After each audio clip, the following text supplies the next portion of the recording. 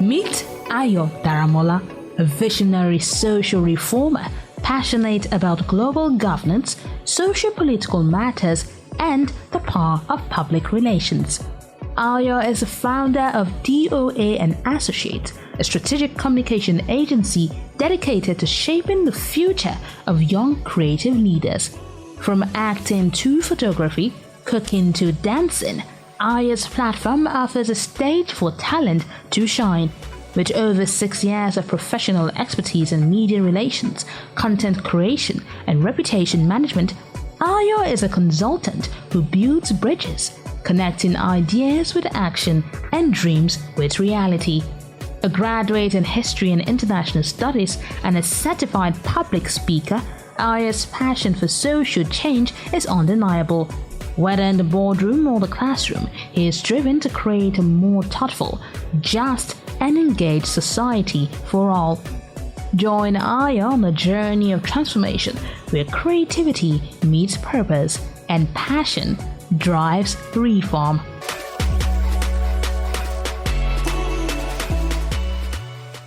My name is Ayo Daramola, and I am the founder of DOA and Associates Talent Management Group. I'm here to talk about why the need for a business like a talent management entrepreneurship, and I'm here to also talk about the business of talent management. A few years ago, like that was in 2022, I stumbled on people like I saw people and I met people, young people, especially in the Gen Z, they're called the Gen Z generation. And I discovered that I had many of them as my friends. And I saw how creative, and intuitive they are. So at that point, I decided that, okay, these people needed some sort of prepping, concerning their spontaneity and concerning their intuition.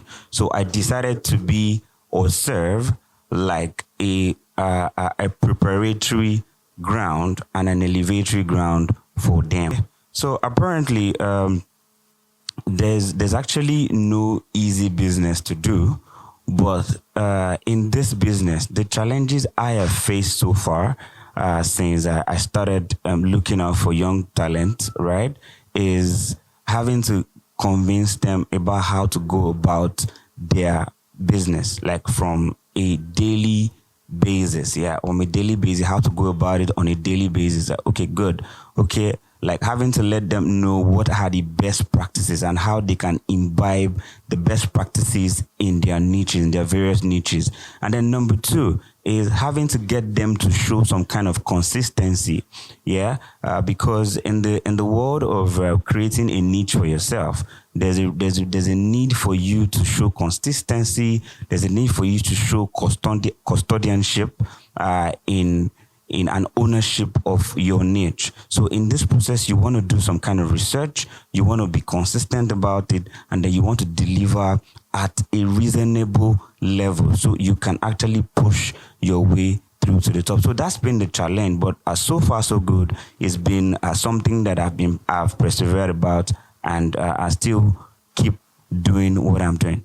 One of my success story is apparently there was a particular day I actually I walked into Television Continental, one of the big TV houses in Nigeria, and I took one of my music artists for a live interview there. And the success story is to look at the faces of the presenters, and they looked at me and they were like, wow, you must be a really young and confident man for you to think that you can manage this type of people, right? That was actually my success story, because I of course I look small, probably like somebody that would not be able to do something like that. But going into the venture of human resources in the space of talent management, it's something that is tedious. It's scattering, and sometimes your mental health could even be at stake because you're trying to manage people. But being commended by people who have gone through their years of interviewing top talent in the world, top talent in Nigeria. It's a good one for me, and it keeps pushing me on and on in this niche. Nothing is perfect, yeah. And my business, we're going into this business, it has not been all rosy and all interesting, yeah. Although some of the challenges I've had is having to fund it. Yeah, having to fund it is one a challenge I've had, in the sense that there are a lot of what I would call investment that should go into branding, that should be done. Of course, the value is there, the value proposition is there. I have talent who have the capacity to meet a value need, at any time. Now, the idea is putting in funds to actually, they call it packaging, nowadays, to package ourselves, to brand in ourselves. Maybe this is a bit of a challenge, yeah. But I believe that as time goes on, I'm able to, these challenges will become less and less and less and lesser, So that is what I'm looking forward to. Another thing is, if I'm looking at a situation where I could be larger, have more people, right, and more people more talents key into the idea of making sure that they are useful in the society and make impacts. Now, the idea of the one of the challenges I've faced is the idea of talking to people who do not consider humanity, right? So whatever talent you have, whatever skill you have, the most important thing is how to use it to make impact. So I like to drive that to my talents that come. You have this talent because nature gave it to you, and you must be able to give back to the society in the most positive and interesting way. So these are some of the things that that keeps me going in the niche. Ayodele is the founder and the CEO of DOA and Associate. Why the name? Well, DOA and Associate, that's my name. Okay. Daramola Olarewaju Ayodele and Associates Talent Management Group. Okay. As a brand, how would you, how would you drive it? Okay. Yeah, so because I am a custodian of creativity. Okay. Yeah, because I embody creativity, and I enjoy the idea as a person. I enjoy to spot, talent and all that. So I believe that my name should also carries my identity. I see. Yeah, so that's why. I see. Fantastic. It's actually quite unique and thank you. And different. All right. So this is a different kind of business. This is more service-based kind of business, and in your case, it's also more like consulting, because talent management. So meaning that you aggregate different talent, of course, and you kind of contract them out, of course, for work, but while you also manage the delivery of that work, correct, to ensure that the quality that you promise, and the customer service that you promise under the DOA and Associate, is ensured, correct, correct. All right. So in a business like this, what is the cash flow like? Okay, so basically, I have invested, Okay. So what I do is I've not been able to put money at the front burner, but then I put money at the back burner. Okay. So in the sense that I have put in my cash to make mobility, things like accessibility possible, for these people to be able to take their work to the client. Okay. Now, the cash idea is based on the client. Now, whatever is based on the aggregator, which is the talent. Okay. Now, whatever you want to deliver, whatever your quotation is, you present it to the client through DOA management, in the sense that we know what is best practice in your niche, best practice financially in your niche, and we are able to help you propose this to the client. Okay. Now, if you have a So commission, you do the negotiation, right? yes, absolutely. Okay, and you Absolutely. you close the deal. Yes, we in do. a sense. Yes, we do. And you receive the payment.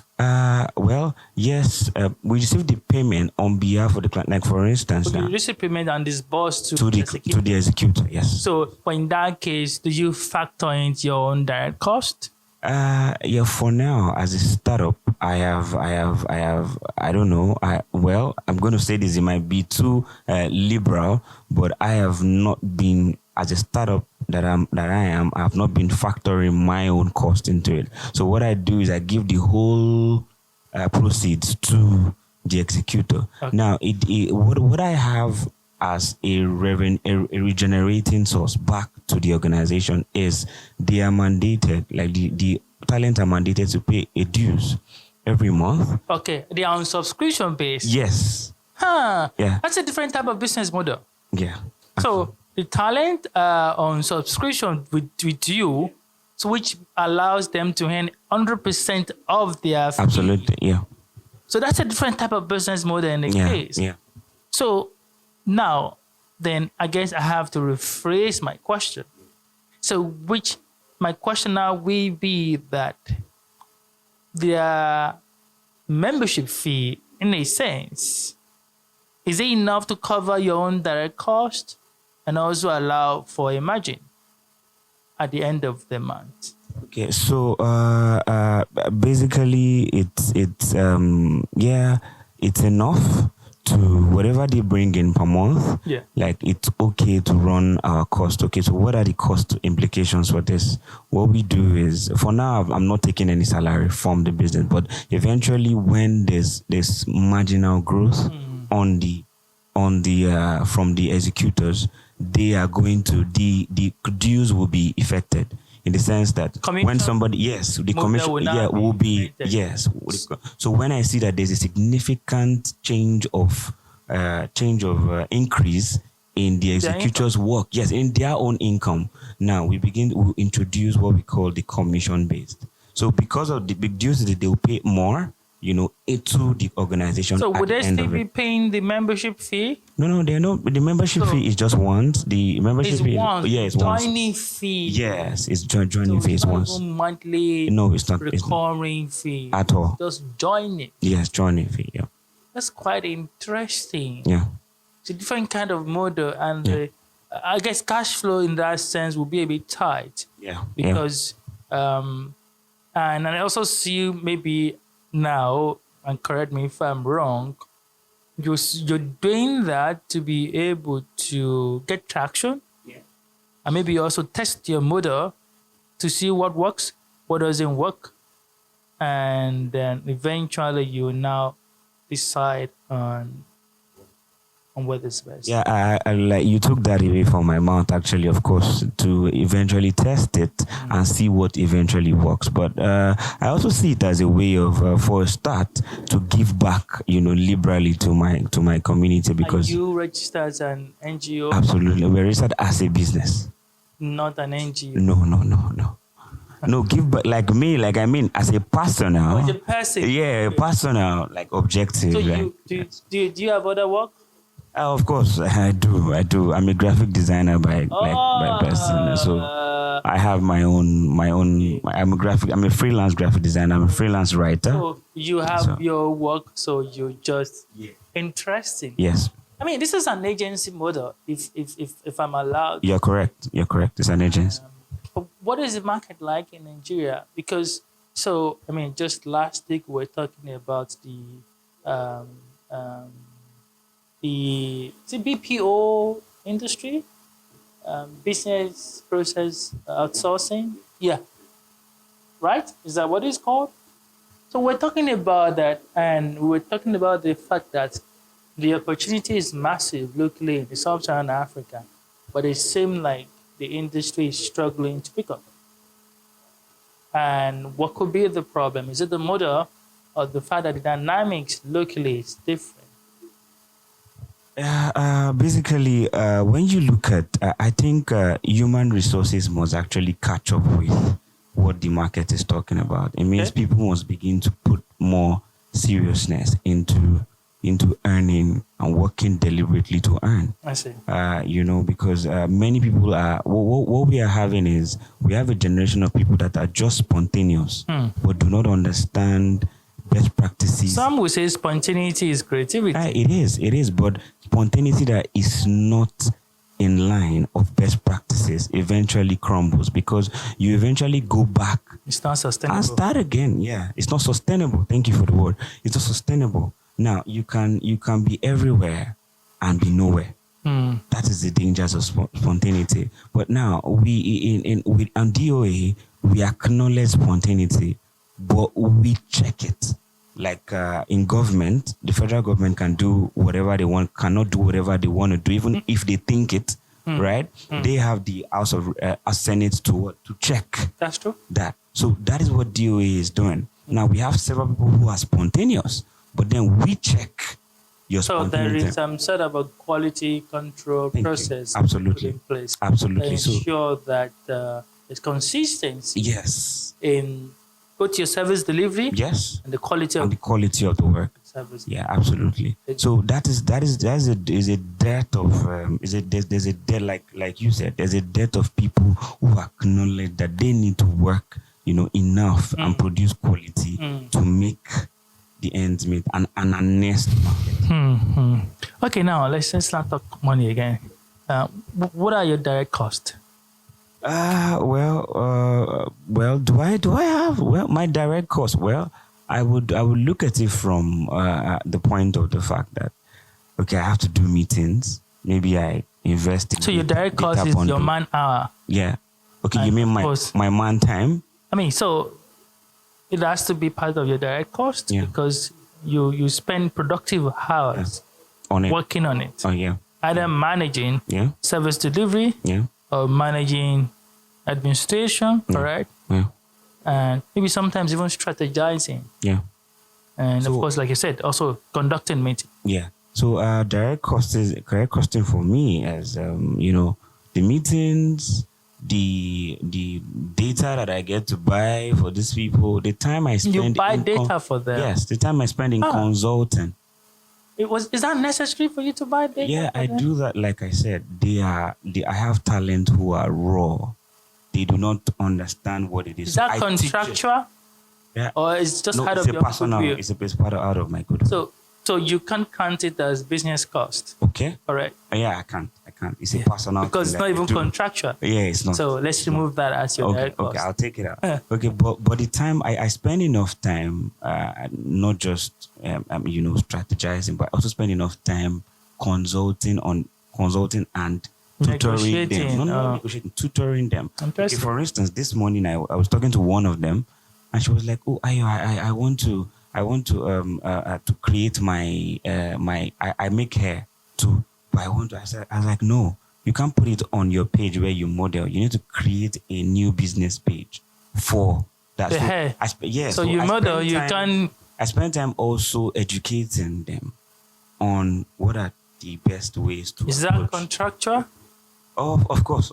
It's contractual that you will mentor them. Yes. So the cost has to be assigned to it as well. Yeah. Because at some point you won't have to do it directly. You have to hire somebody to do it. So that's a direct cost. Yeah. So I mean, we're identifying where your direct costs are. Of course, I agree. I mean, it is just very important for you to identify where your direct costs are because there is tendency for one to think that there's really no direct cost. In your case, this kind of business, but there are direct costs. Whether we like it or not, you're a professional as well. If you spend 2 hours having meetings, on behalf of DOA and associates, that 2 hour that is what we call opportunity cost. You could have probably used that to produce graphics work that will fetch you maybe $100 right thereabout. In that case, for that bulk of time, the opportunity cost is $100, which means that the cost to the business is $100. It didn't come directly from the pocket of the business, but it came from your own opportunity cost as somebody working in the business. So eventually the business will owe you and we have to pay back. So or maybe the business will have that as part of your own remuneration at the end of the month, which of course will cover for that cost. So I think maybe the key takeaway here would be that you sit down and identify what your direct costs are. Clearly, it do require a lot of thinking and careful evaluation of your processes. So, but I do think it is important. Thank you. You're most welcome. Any other thing you want to ask me? Well, not really, but if I may ask, are you going to be making contributions for me too? I think off camera we will talk about that. Absolutely. Thank you so much. Thank you so much. Thank you.